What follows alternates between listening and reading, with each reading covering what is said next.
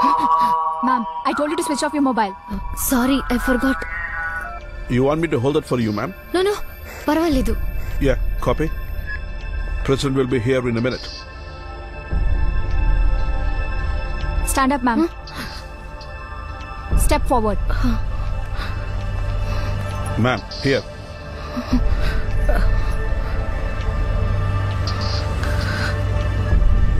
Yeah, copy.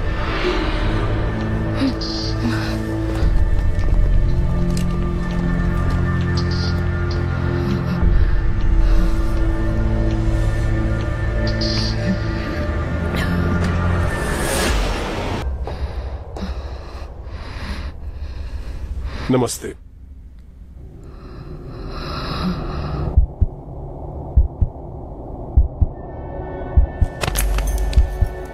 Sir, Get a doctor. Please attend to her immediately. Don't worry about Yes, me. immediate medical assistance required. Akashvani Visakhapatnam వార్తలు చదువుతున్నది రామ్ ప్రసాద్.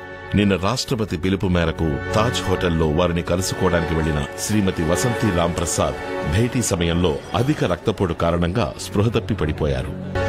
తాళి కట్టించుకున్న తర్వాత ఇప్పుడే తల వంచుతున్నావు అనుకుంటా. ముసుగేసుకుంటే మొహాన్ని మాత్రమే దాచగలవు. నీ న్యూస్ టీవీ రేడియో అన్నిట్లోనూ వచ్చిందిగా. మరి నువ్వు చేసిన పనికి సన్మానం చేయమంటావా?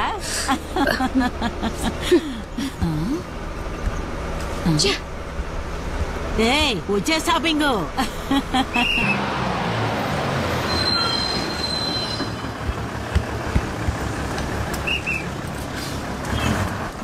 కలెక్టర్ ఆఫీస్కి వెళ్ళాలి. కలెక్టర్ ఆఫీస్ పక్కనేగా ఉంది, నడిచెళ్తే 2 నిమిషాలు పట్టుద్ది. నా కాలికి దెబ్బ తగిలిందండి, కొంచెం డ్రాప్ చేయండి.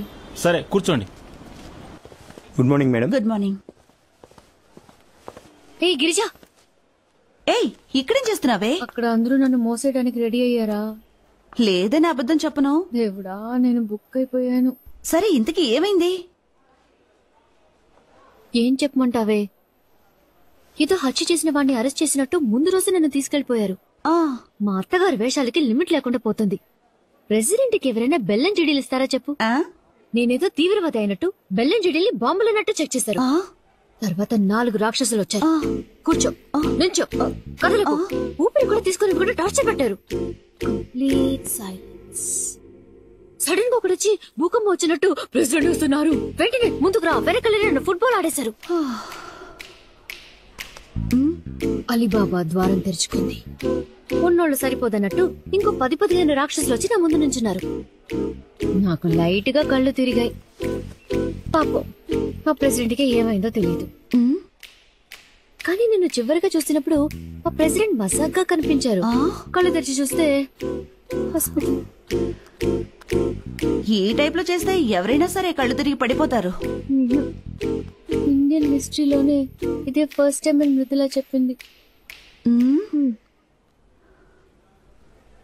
సరేరా వెళ్దాం. ఒక సిగ్గుగా ఉంది.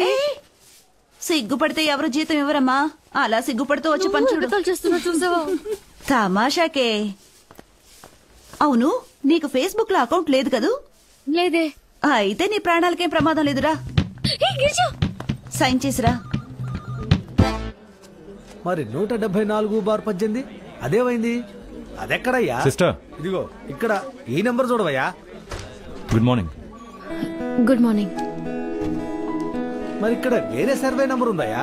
ఇది చూడు, ఇది 136 కదా. డిఎంఓ ఆఫీసు నుంచి సర్క్యులర్ వచ్చింది. ఇకపై అన్ని ఆఫీసులను emergency box, first aid kit అన్ని ఉంచాలని చెప్పారు. ఎందుకు అలా అని ప్రెసిడెంట్ గారే అన్నారు. యూట్యూబ్ లో కూడా వచ్చింది. వీక్ గా ఉన్నవారు సిగ్గుపడకుండా హెల్మెట్ పెట్టుకుంటే సేఫ్ అని. ఆయన ఈ దేశానికి మొదటి పౌరుడు, వయసులో పెద్దవారు. ఆయన కాళ్ళ మీద పట్టడంలో తప్పులేదే, కానీ అక్కడే పడుకుండి పోవడం తప్పు. మరి భారత ప్రధాని అటల్ బిహారీ వాజ్పేయి తమిళనాడులో చిన్న పుల్లయ్య కాళ్ళ మీద పడ్డారు. ఎందుకో యూట్యూబ్ లో మీరే చూడండి. చూసి ఫేస్బుక్ లో షేర్ చేయండి. మధ్యాహ్నం భోజనం అయ్యాక మీ సీట్లలో సొమ్మసిలేగా పడుంటున్నారు. ఫస్ట్ ఎయిడ్ కిట్ కాదు, అంబులెన్స్ కు ఫోన్ చేస్తే సరిపోతుంది.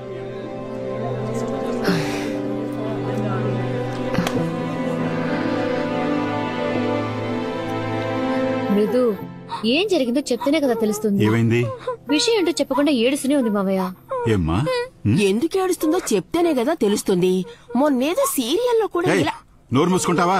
ఎప్పుడు సీరియల్ కావాలి. మృదులా మావయ్య, నేను శేష్మాని అడిగి కనుక్కుంటాను. నువ్వెవరిని ఏం అడగక్కర్లేదు. నేను రేపు నుంచి స్కూల్కి వెళ్ళను. ఏం మాట్లాడుతున్నావు? చూడమ్మా, అమ్మతో ఇలా మాట్లాడొచ్చా చెప్పు. నా ఫ్రెండ్స్ అందరూ నాతో మైకో వచ్చినట్టు యాక్ట్ చేస్తున్నారు. ఇన్సల్టింగ్ గా ఉంది. సరే ఏడోకు, కావాలంటే నేను వచ్చి ప్రిన్సిపల్ తో కంప్లైంట్ చేస్తాను. అదేం అక్కర్లేదు. ఫేస్బుక్ లో వసంతి మైకోన్ ఒక పేజ్ ఉంది. దాని గురించి ఎవరితో కంప్లైంట్ చేస్తారు? ఇప్పుడు దాకా 1 lakh లైక్స్ వచ్చాయి. మీరే ఓపెన్ చేసి చూడండి. అందరూ ఐర్లాండ్ కి బస్ లో వెళ్తావా ట్రైన్ లో వెళ్తావా అని అడుగుతున్నారు. అందరికీ వాళ్ళ అమ్మలంటే గొప్ప. నువ్వే నా పరువు తీసి పారేస్తున్నావు.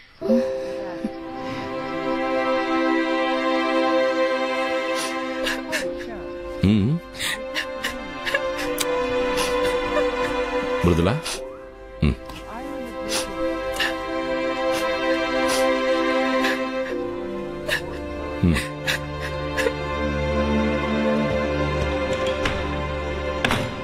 ఇప్పుడే తను ఇంత సెన్సిటివ్ గా ఉంటే రేపు నిజంగా ఏదైనా ప్రాబ్లం వస్తే దాన్ని ఎలా ఫేస్ చేస్తుంది? అందరి జీవితానికి ఫేస్బుక్కే డిసైడ్ చేసేలా ఉంది. ఛే,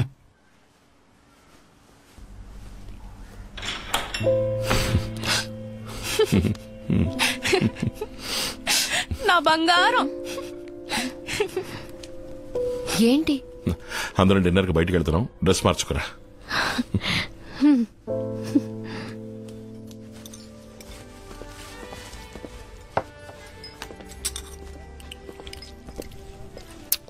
ఏంటది? Death by chocolate. డెత్తా? వైలెన్స్ చాక్లెట్ దాకా పాకిందా? మేమందరం స్కూల్లో చదివేటప్పుడు పుల్ల ఐస్ ఫ్రూటే. అది ఇంటికి తెలియకుండా తింటాం. తెలిస్తే బడిత పూజే. నేనెంత తినలేనండి. మీరు కొంచెం తీసుకుంటారా? అయ్యో నాకొద్దు. నేనున్నానుగా. నీకెంత కావాలో అంత తినమ్మా. నేను వెళ్ళి ఆ ఫిష్ ట్యాంక్ చూసొస్తాను. జాగ్రత్త మృదు. ఆఫీస్లో నా వల్ల మీరు మాటపడ్డారా? సారీ.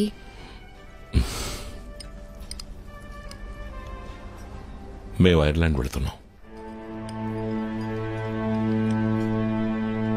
మేమంటే?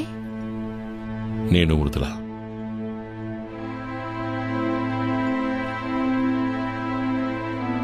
తను టెస్ట్ రాయాలి. అందులో పాస్ అయిపోతుందనుకో.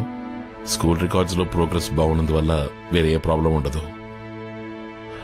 స్కూల్ పక్కనే ఒక 2 bedroom ఫ్లాట్ చూశాను. అక్కడ కంప్యూటర్ ప్రోగ్రామర్స్ కి పెద్ద డిమాండ్ లేనందువల్ల బిగినింగ్ లో కొంచెం స్ట్రగుల్ గానే ఉంటుంది. పర్వాలేదు. పోతే అమ్మ నాన్న ఇక్కడ ఒంటరిగా ఉన్నారు కదా, కొద్ది రోజులు పోనీ. నాకు బెటర్ జాబ్ దొరికిన తర్వాత, నీకు ప్యారల్ గా ఉద్యోగం దొరికిన తర్వాత నేను తీసుకెళ్తాను. అదెప్పుడండి? 1 సంవత్సరం, 2 సంవత్సరాలు? ఎప్పుడో తెలియని అన్నేళ్లు నేను ఆఫీస్కు వెళ్ళడం, తిరిగి రావటం, అంతేనా? ఇప్పుడు అత్తయ్య మావయ్య ఆరోగ్యంగానే ఉన్నారు. మీరిద్దరు మాత్రమే నా ప్రపంచం. ఎవరి కళ్ళకి నేను అడ్డురాను. మృదు లేకుండా నేను ఒక్కదానే ఉండడం ఊహించుకోలేకపోతున్నా. తనకి ప్రపంచం తెలియని వయసు. ఒక అమ్మగా తనకి నా తోడు అవసరం. నాకు తన తోడు అవసరం. నువ్వు అనుకునేంత చిన్నపిల్ల ఏం కాదు. తను అన్ని మేనేజ్ చేసుకోగలదు. నాతో చాలా మెచ్యూర్డ్గా మాట్లాడింది. మోరోవర్, నాతోనే తను ఉండబోయేది.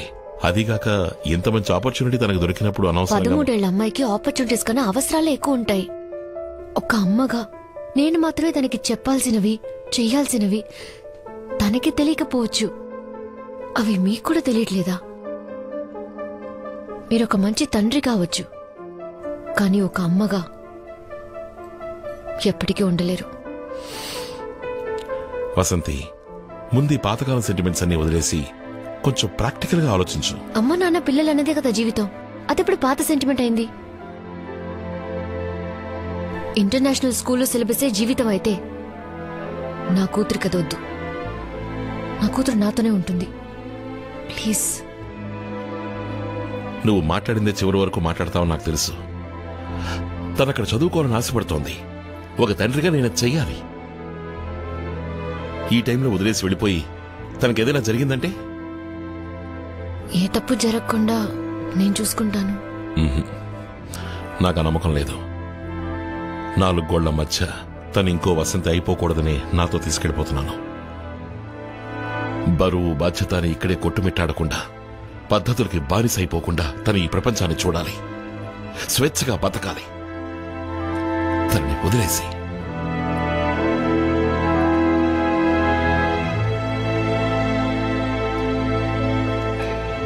Attention ladies and gentlemen, this is the boarding announcement for all passengers traveling on KLM Royal Dutch. బాగా చదువుకో. నాన్న నీకు కష్టపెట్టకుండా నీ పనులు నువ్వే చూసుకో. మనకి అలవాటు లేని దేశం. స్కూల్, నైబర్స్ అన్నిటినీ నువ్వే మేనేజ్ చేసుకోవాలి. ఎవరు ఏం చెప్పినా అది కరెక్టా కాదని నాన్నని అడుగు. ఏ విషయం అయినా సరే నాన్న దగ్గర దాచుకో. ఎప్పుడూ నాన్న మాటే విను.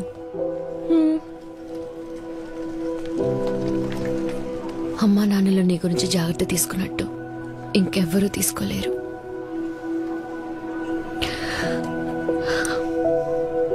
ఇంకెవ్వరు. నువ్వేం దిగులు పడకమ్మా. నీ ఫోన్ లో వైబర్, ఆనేజ్ అని 10 యాప్స్ డౌన్లోడ్ చేసి పెట్టాను. రోజు నేను స్కూల్ నుంచి రాగానే నీకు ఫోన్ చేస్తాను. అప్పుడు ఇక్కడ 10:30 అవుతుంది. నువ్వు నిద్రపోవడానికి వెళ్తావు. నీకు నిద్ర వచ్చే వరకు మాట్లాడతాను. ఏదైనా నిన్నే అడిగి తెలుసుకుంటాను. నేనెక్కడున్నా నీ కూతుర్లేనమ్మా. That's for sure.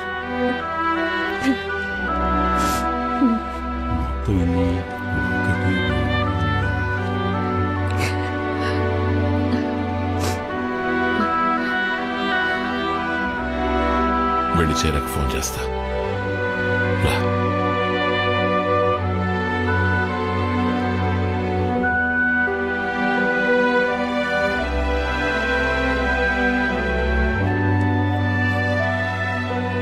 నువ్వు మా గురించి దిగులు పడకు, మేం బాగానే ఉంటాం.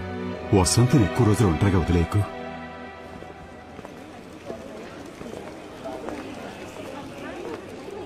ఆ క్వశ్చన్ ఏంటో చెప్పమంటావా అమ్మా? వద్దు.